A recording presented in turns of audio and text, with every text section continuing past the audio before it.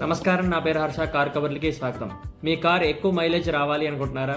అయితే ఇలా చేయండి. హైపర్ మైలింగ్ అంటే ఏంటి?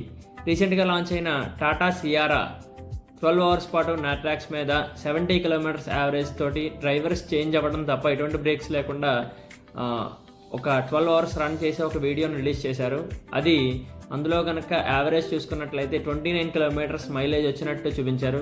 అదే కాకుండా టాటా పంచ్ ఈవీ రీసెంట్గా లాంచ్ అయింది. దాని ముందు జైపూర్ నుంచి ఉదయపూర్ దాకా ఒక ఆటోమోటివ్ జర్నలిస్ట్ ఆ కార్ని డెడ్ అయ్యేంత వరకు నడపడానికి తీసుకెళ్లిన వీడియో అది. అందులో కనుక మనం స్పీడ్స్ కనుక చూసినట్లయితే యావరేజ్గా 50 నుంచి 70 వరకు ఉంది.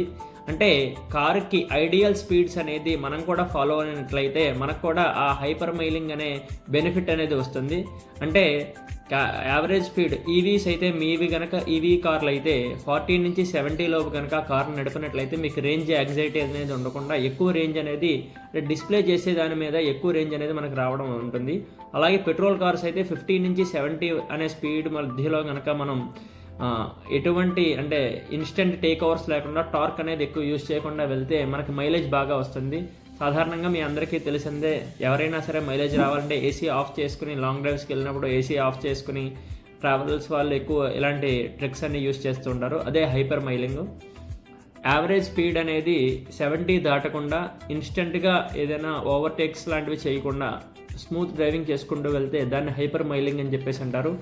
మీ కార్ మైలేజ్ ఎంత వస్తుందో మనకు కామెంట్ సెక్షన్లో తెలియజేయండి. మరిన్ని వీడియోస్ కోసం మన ఛానల్ని లైక్ చేయండి, షేర్ చేయండి, సబ్స్క్రైబ్ చేయండి. Thank you for watching.